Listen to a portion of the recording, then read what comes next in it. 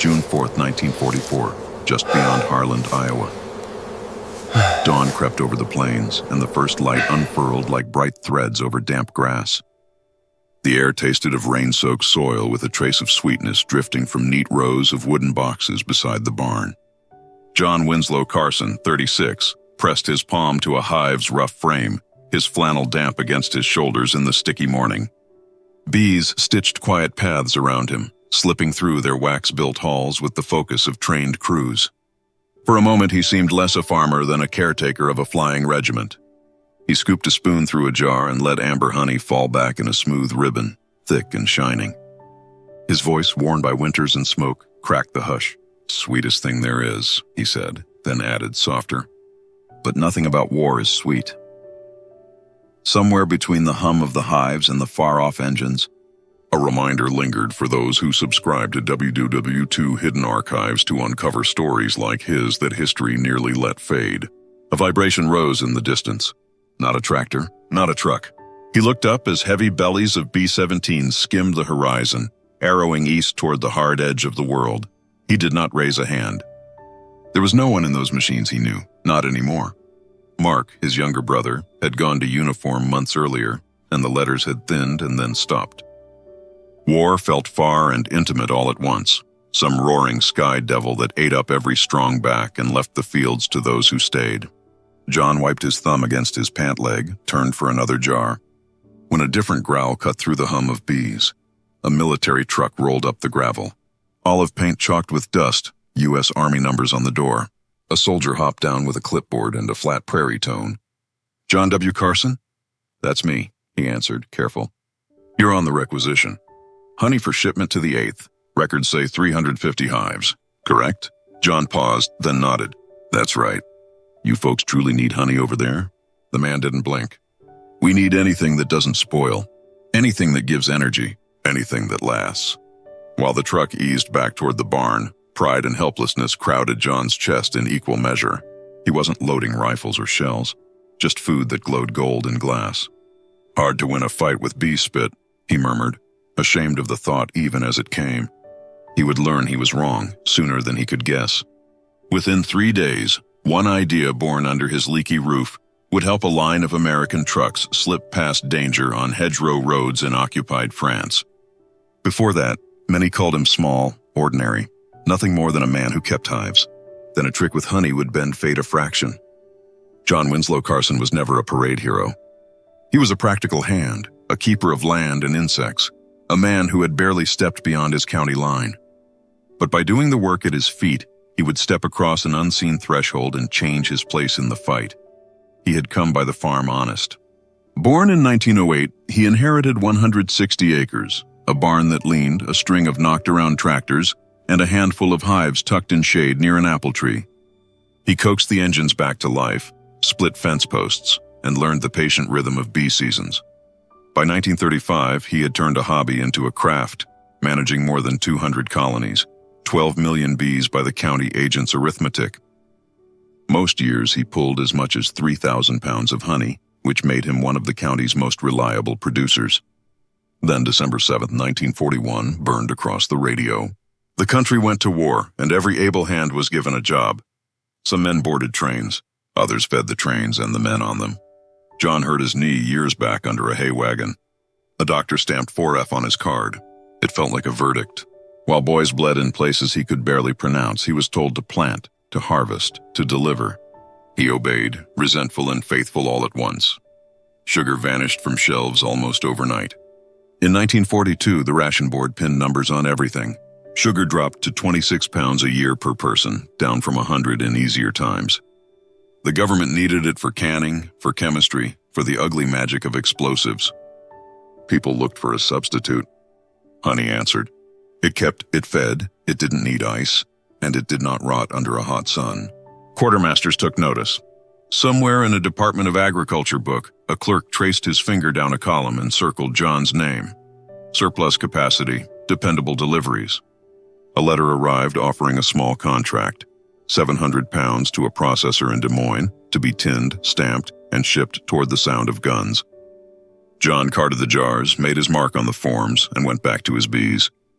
He had no idea that in field stations the same honey was being tested for uses no one in his church pew had considered. Medics smeared it on torn skin and watched infections bow to it.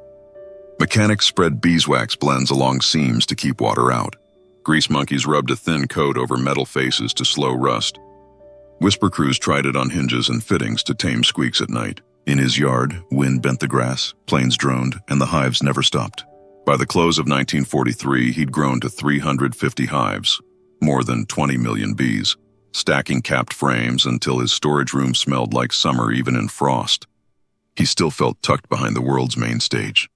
The ration books got thinner, gasoline coupons shorter, and the letters from Mark turned to silence. Yet the scale of the war would soon tilt down into his lane, and a simple act would light a path between one farm and a sprawling experiment in moving men and machines through danger. Come spring 1944, honey poured from his extractor in thick ropes, and he sent off load after load, nearly 4,000 pounds by his ledger. He got no note of where it ended up, no handshake. The army trucks came and went, drivers tight-lipped, signatures quick. Feels like tossing it into a river, he told a neighbor. A few men in town teased him at the co-op and in the churchyard. How's the bee juice business? One joked. Another said the army would pin a honeycomb to his chest if he kept it up. John let out something like a laugh, but it stung. He had buried 2 friends to the draft, and the last scrawl from Mark was dated before Christmas. In the evenings, he read that letter again. We're cold and wet and always moving, Mark wrote. If you send anything, send warmth. That sentence set up house in John's head. He began to see honey not as dessert but as fuel, as a coat, as a binder. He remembered his grandfather softening boots with beeswax and oil, and a neighbor sealing a weeping radiator with a spoonful of honey on a dare. One windy evening, a barn hinge sang like a kettle. John grabbed a rag, dipped it in a mix of leftover honey and linseed oil, and rubbed it into the rusty joint. The noise died as if the door had caught its breath. At first light, a truck from the depot growled in. Same drab paint, same clipboard. But the corporal looked as if he'd slept in his seat. Lost 6 trucks in Normandy last night, the man said, like he'd forgotten to keep that to himself. How? John asked. Noise carries. The stink of oil carries. The enemy hears us before they see us. Something clicked. I've got a mixture, John told him. Covers smell, quiets metal. Honey, beeswax, linseed oil. The corporal squinted. You want us to smear bee spit on army trucks? John didn't blink. I want you to lose fewer men. The man's laugh died halfway. He chewed the idea for a breath. 1 crate, he said finally. I'll show it at Fort Riley. It wasn't much, but it was a door opening a crack. Days stretched. John waited and worked.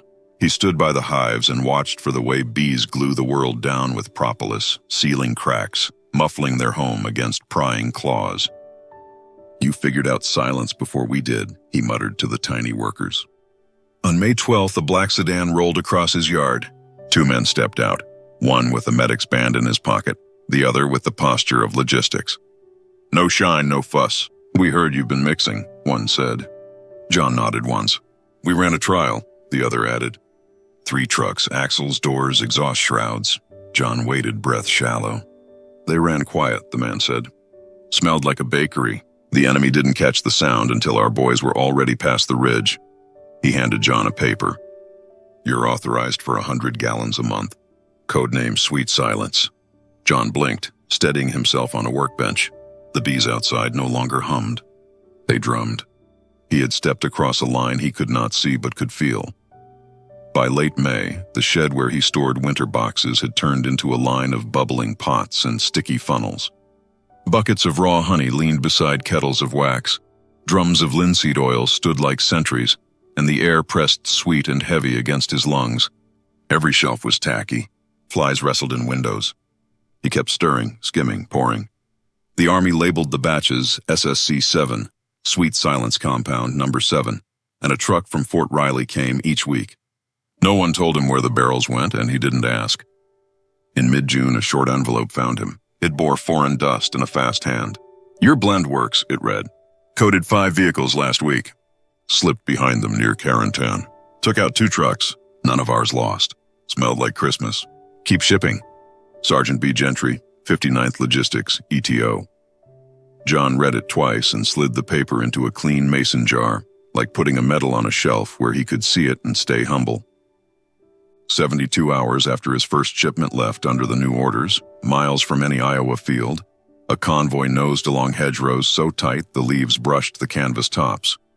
The crews had brushed SSC-7 onto hinges, hatch rims, spring packs, and the seams where exhaust met heat shields.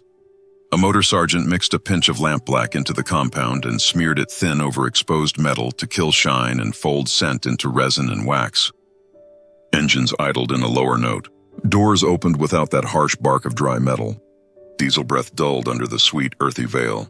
Up the lane, a listening post waited, men trained to hear a stiff pin squeak. They misjudged distance by crucial seconds. Machine guns tacked in the wrong place. The American column slid past a killing zone, turned a bend, and kept moving. War never turns on a single trick, but sometimes a shift the width of a coin saves an hour, and an hour saves a platoon. That was enough. Back home, the news did not come with trumpets. It traveled in the way a driver's shoulders loosened when he signed a manifest, in the way a quartermaster's request ticked up from barrels to drums, in how a medic sent a note asking for unblended honey to dress burns. John adjusted his recipe by feel and by notes sent across an ocean. He tried a hair more wax for hotter nights so the coat wouldn't run under heat. He thinned the mix for cold mornings so it would seep into threads and bushings. He softened it with a touch of pine rosin for fittings that took a pounding. He wrote everything down in a ledger with a carpenter's pencil. Some soldiers wrote back that they rubbed it on rifle sling swivels to stop the midnight squeal. Others sealed ammo crates so rain pooled and rolled off. A radio man said the wax honey smear kept a gasket from cracking in a cold wind, and no sound leaked when it mattered. The deeper the summer grew, the more method ruled his days. He set a rhythm, blending before heat built, pouring when the compound settled like velvet, crating as corn leaves clicked in a breeze. Afternoon storms rattled the roof, and the shed smelled like a bakery mixed with a workshop. He thought often of Mark. He could not fix a battlefield. He could keep making the small thing that helped boys he'd never meet reach tomorrow. He said little at the co-op now. The teasers softened when a cousin sent a postcard from over there mentioning a quiet running truck that felt like mercy. John slept on the floor some nights when the vats needed late stirring. He woke with wax crumbs on his palms and a feeling like purpose had finally found his door. He wasn't proud so much as steady. The bees labored and he matched them hour for hour. He learned from the hives more than he learned from any manual. Bees seal drafts with propolis, hide scent from skunks and mice, and keep vibration down in storm time. He borrowed those lessons. He taught SSC-7 to flow thin in heat, to set firm in cold, to carry a smell that masked harsher fumes without calling attention to itself. He tested it on his own pickup at night, rolling down the lane with lights off, listening for the old chatter of springs and finding only wind. He scraped the compound off an axle weeks later and saw the metal sounded different under a fingernail, duller, protected. In a small notebook, he drew crude diagrams for where crews should brush it. Inside door skins, around latch tongues, along leaf spring clamps, on hood stays, under seat rails. He mailed those pages with shipments. Somewhere men used them, because a letter came back with grease marks, and the line, "That spot under the seat," was the one we had missed. He also kept sending straight honey for wounds and rations. Medics wrote that it kept flies from cuts and bandages peeled away clean. A cook said he stirred it into oats and into coffee and men stopped looking hollow for an hour. Another wrote that a finger sliced on sheet metal stopped throbbing after honey and cloth. John did not read those notes as applause. He read them as a ledger of needs and answers. The war still ate and ate. He could only feed the parts of it he could reach. Each time a truck carried away his work, he stood at the edge of the lane and watched until dust settled. He would touch his knee without thinking, the old ache reminding him where he belonged. Then he turned back to the shed and the hives and the fields that needed cultivating because winter would still come. On some evenings, the bombers crossed the sky again, lower now, heavier with purpose. He listened and did not look away. He talked to the bees the way old men talk to dogs, absently, with respect. "We're all just carrying," he'd say. "You carry nectar. I carry this." He never looked for medals. He looked for results. The small proof that a hinge would not cry out. The small proof that a boy would step off a truck alive. People love grand gestures, but the world mostly turns on unglamorous work repeated until it matters. John came to believe that quiet saved lives, in machines, in men, in how fear moved or didn't move through a night patrol.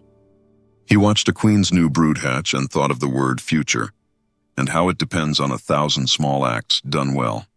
When word of Paris reached the radio, he stood by the window and listened to the announcer's voice stumble with joy. He did not cheer. He let out a long breath he did not know he'd been holding and went to scrape wax bloom from a cooling pan. He had orders to fill and bees to check and a fence line to mend. He was still a farmer, yet he carried a code name now, and the quiet pride of knowing his work had slipped, unseen, under danger's nose. He rinsed the spoon in a tin basin, held it up, and watched a thread of honey fall back into the jar, slow and shining. "Sweetest thing," he said again, and this time he left it there, because for once the sweetness did not feel at war with the world. Would it stand a second trial? Could something as humble as bee work truly shift outcomes at the edge of battle? Or had they just stumbled into a lucky tale soldiers swap before the shooting starts in earnest? He refused to trust chance. He began tweaking, blending fresh batches with different proportions, noting how a touch more wax thickened the coat and how a little extra oil changed the spread. One crisp morning, while brushing a dense mixture along the tired axle of an old flatbed, he spotted a change he had not expected. The layer didn't only smother the squeal, it softened the tremor in the metal itself. The axle vibrated less, meaning the frame carried less chatter into the open air. It wasn't merely damping sound. It was hiding the very ripple that sound rides upon. In a war where patrols were tracked by the rattle of chains and the shimmer of noise caught by listening gear slung under aircraft, any reduction in vibration was gold. He scrawled a short message and sent it with the next shipment. Revised blend acts as a shock absorber on metal panels. Brush under hoods, along door skins, around exhaust flanges. Sheds rain and road spray. 7 days later, a reply clacked its way across paper in tidy type. Trialed on 8 light vehicles moving through hedgerows outside St. Lo. Estimated 25% shrink in detection range by acoustic pickets. Well done. Authority granted to raise production to 200 gallons per month. Route consignments to Liverpool for pre-invasion fitting. That word, Liverpool, snapped the map into focus. Everyone sensed a blow was coming, the kind meant to punch a hole through the wall of Europe. The destination told him his syrup wasn't just for stalk and scout work anymore. It was headed for marshalling yards, embarkation piers, and the machinery of something enormous. On June 3rd, a government truck groaned into his yard with plain crates and a page of directions clipped to a board. Fill 10 barrels for ocean crossing. Mark them as Class A engineering supplies. Destination not for your eyes. No badges, no names, just speed. That evening, with moths tapping the windows and the shed walls warm from the kettles, he pressed the final lid into place and stood at the doorway, listening to a deep, distant pulse. The hive slept. The wind had gone still.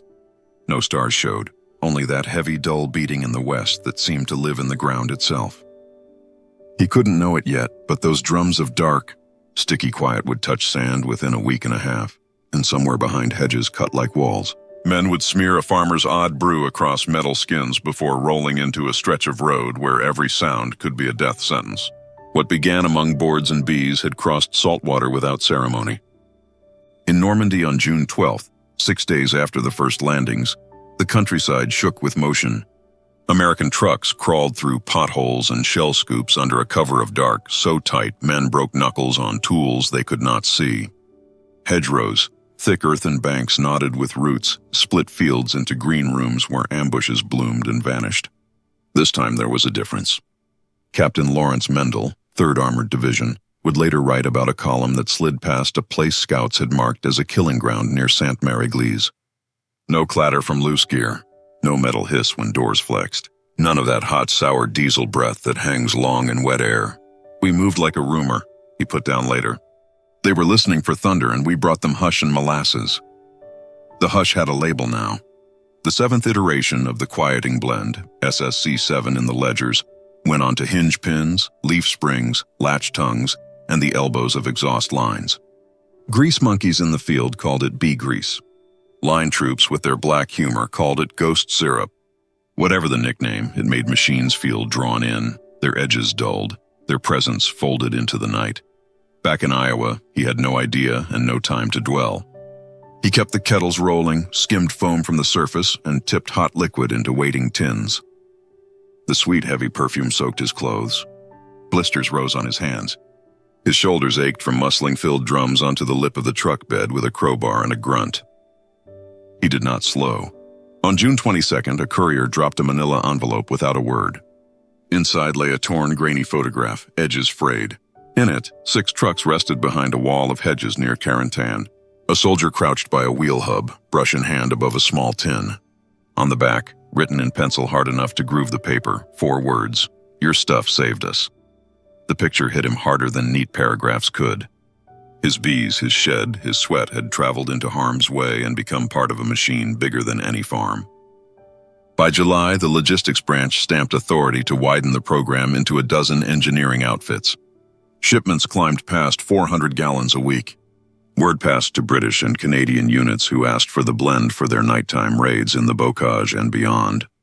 The enemy's listeners logged fewer creaks and rattles and blamed the wind or the thickness of hedges. They did not suspect a beekeeper's concoction born of habit and stubborn curiosity. Then came the first real gamble.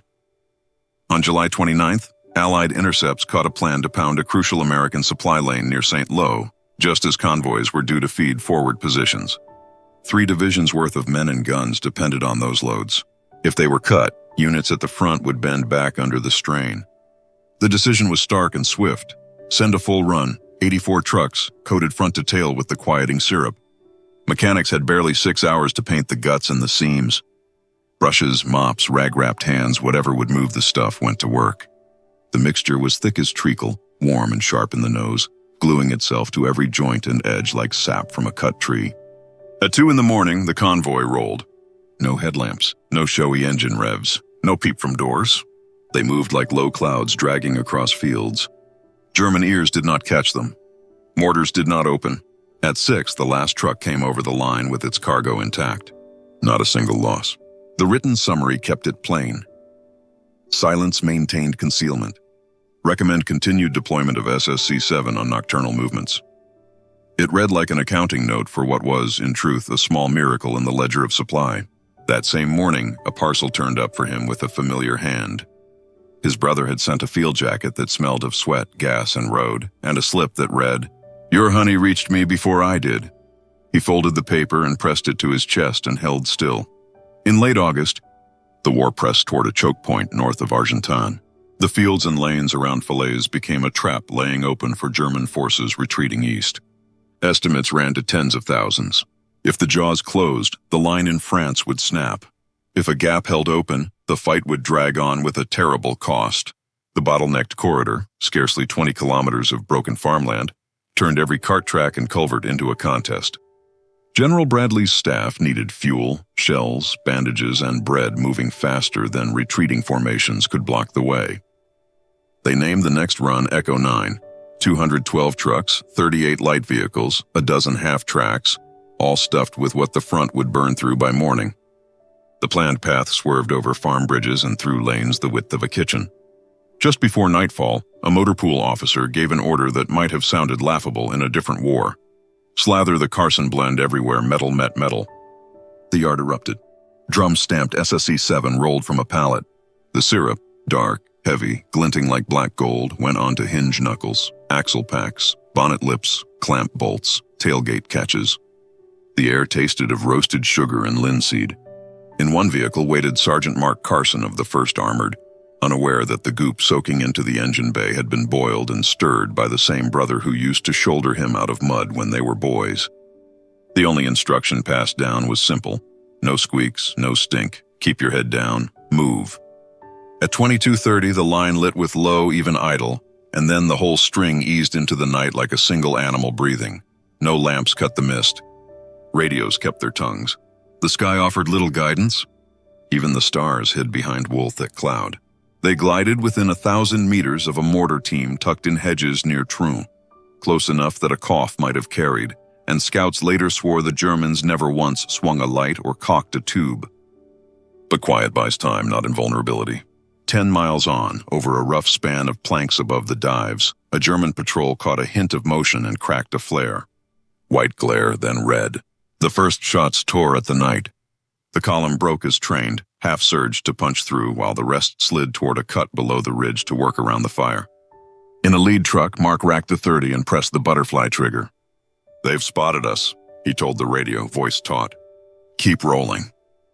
The silence they carried had already bought the one gift that matters in ambush, the seconds to be somewhere other than where the enemy expects. Shells fell late and wrong. 3 trucks burned. 8 men bled. No one in those hits died. The other 198 vehicles kept climbing, carrying more than 100 tons of ammo, 5,000 gallons of fuel, and 2 whole field hospitals packed chest-high in crates. They reached the formations who would slam the last door on the Falaise pocket at first light. That night, men set up canvas, laid out cots, and counted dressings in a hush broken only by the rattle of cups and the bang of a dropped tool. Someone lit a cigarette. "Easy," the medic said with a thin grin. "This place is sugared. We'll go up like a carnival." Steam rose as men laughed, real belly laughter for the first time in days, bubbling out of fright that had finally drained.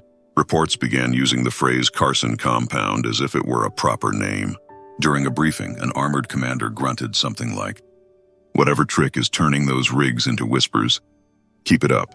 The nod that mattered most, however, arrived in a letter bent and dirty from travel. He recognized the scrawl before he opened it. Inside lay a ragged square of tent canvas and a few lines that made his hands go still. "They smeared your mix on our rig. We stayed quiet even when it got hot. I fired back and walked away. Others weren't so lucky. Most of us came through. Mark." He stood in the kitchen and let the world slow, then stepped out to the yard, lifted a lid gently from a hive, and spoke to the busy dark. "Fine work, girls." The bees fanned their wings and went on with their business. They did not need thanks any more than the earth needs applause for turning. The war did not finish in hedgerows. It thundered east across open country, ground through winter forests, and pushed into cities where stone fell like snow. For him, the piece of it that wore his name ended quietly on a September morning in 1944 when the last pickup failed to appear. No notice arrived. No explanation followed. He stacked filled barrels, checked the seals, and waited a week, then 2, and then understood. Needs change. Labs with government stamps had taken over with compounds born from budgets and formulas he would never see. There was no longer a place for a beekeeper's improvised hush. That did not erase what had been done. In a review printed after the victory, tucked among pages about tires and oil grades, a single line noted that temporary vehicle coating SSC7 yielded modest, measurable gains in quiet movement under limited field use. Origin, civilian supplier, Iowa. There were no medals in that sentence, no flourish. It was enough. He had not boiled and stirred for ribbons. Spring returned in 1945 with loud joy in the cities, horns and paper and strangers hugging. He marked the season by pulling engines apart and painting new boards on the barn. He split colonies to prepare for clover bloom. When Mark finally stepped onto the porch, thinner, older around the eyes, neither of them rushed to fill the silence.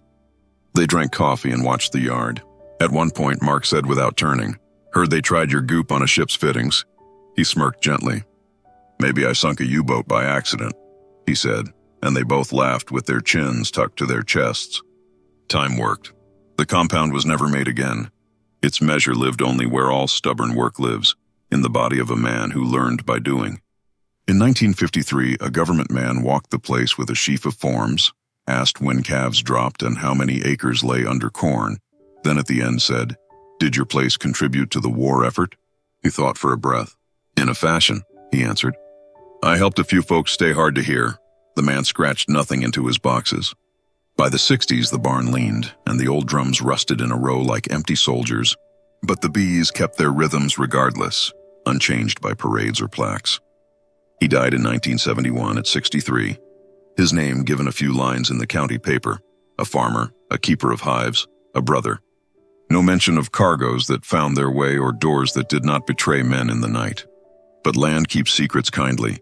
Years later, a child playing near a gate found a small tin with a cracked glass jar inside. It held a folded scrap gone stiff with age. On it, a hand had written, "Sweet silence. Remember us."